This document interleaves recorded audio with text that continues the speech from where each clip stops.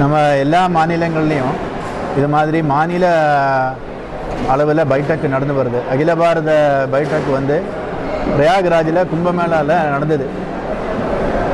அதன் அடிப்படையில் வந்து எல்லா மாநிலங்கள்லேயும் இது மாதிரி மாநில பைடெக்குகள், மாநில மாவட்ட நிர்வாகிகள் கூட்டங்கள் நடந்து வருகின்றன. இங்கே வந்து தென் தமிழகத்தினுடைய இந்த மீட்டிங்கில் வந்து அகில பாரத முடிவுகள் போல் இங்கேயும் வந்து முக்கியமான 2-3 முடிவுகள். ஒன்று வந்து ஆலயங்கள் அரசாங்க கண்ட்ரோல்லேருந்து வெளியில் கொண்டு வரணும். மதசார்பற்ற அரசாங்கத்துக்கு ஹிந்து மதத்தினுடைய ஆலயங்கள் மட்டும் நிர்வாகம் பண்ணுறதுக்கான எந்த அதிகாரமும் நியாயமும் கிடையாது. இது அகில பாரத அளவில் வந்து நாம் வந்து எடுத்துக்கூடிய ஒரு பெரிய போராட்டம். இரண்டாவது முக்கியமான விஷயங்கள் வந்து நம்ம நாட்டில் வரக்கூடிய குடும்பங்களில் வரக்கூடிய பிரச்சனைகள், டைவோர்ஸ், அது மாதிரி விஷயங்கள், குறைவான குழந்தைகள், டோட்டல் ஃபர்டிலிட்டி ரேஷியோ குறையிறது.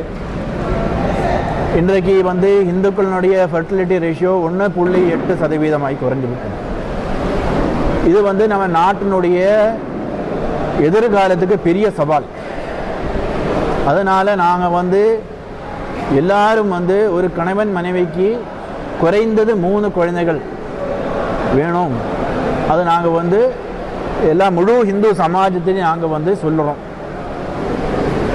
மற்ற ஒன்று, ஒரு பெரிய பிரச்சனையை வந்து சமூகத்தில் இருக்கக்கூடிய போதைப்பொருள், குடி பழக்கங்கள், அது மாதிரி சமூகத்தில் வரக்கூடிய ஊழல், அக்கிரமம், இது மாதிரி விஷயங்கள். சமூகத்தில் சமாதானம் கிடைக்கிறதுக்காக ஒரு சமூகம் எப்படி செயல்படணுமோ அதற்காக வந்து நம்ம விஸ்வ இந்து பரிஷத்தினுடைய பொறுப்பாளர்கள் சமூகத்தில் பெரிய அளவில் விழிப்புணர்வு கொண்டு வந்து முன்மாதிரியாக அவங்க நின்று வேலை செய்து காமிக்கிறதுக்காக நாங்கள் வந்து முடிவெடுத்து வேலை செய்கிறதுக்காக ஆரம்பித்தோம். இந்த முக்கியமான இந்த 3 முடிவுகள் வந்து இந்த மீட்டிங்கில் எடுக்கப்பட்டது.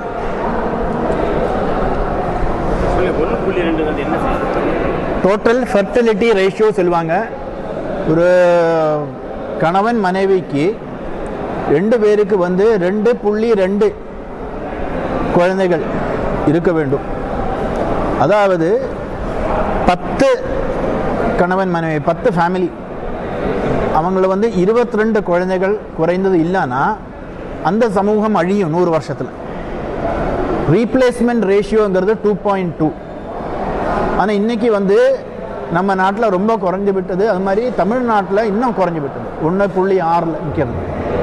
அதற்காக தான் தமிழ்நாட்டில் முதல்வர் வந்து பெரிய அளவில் வந்து டீலிமிட்டேஷன் பெரிய இஷ்யூ சொல்லிட்டு இருக்காங்க. ஏன்னா பெரிய அளவில் நம்ம ஜனத்தொகை குறையும், வரக்கூடிய 20-30 வருஷத்தில் ஜனத்தொகை ரொம்ப குறையும்.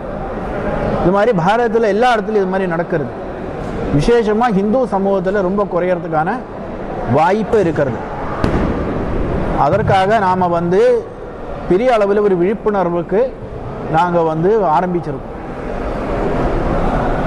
இந்த ஃபர்டிலிட்டி ரேஷியோ வந்து இப்போ நம்ம சரி பண்ண ஆரம்பித்தா கூட 100-150 வருஷம் எடுக்கும்னு சரி ஆகிறதுக்கு இப்போ முடிவெடுத்து வேலை செய்தால் அதுக்காக உடனடியாக நம்ம செய்யணும். ஒரு பெரிய ஆபத்து இது நம்ம நாட்டுக்கு.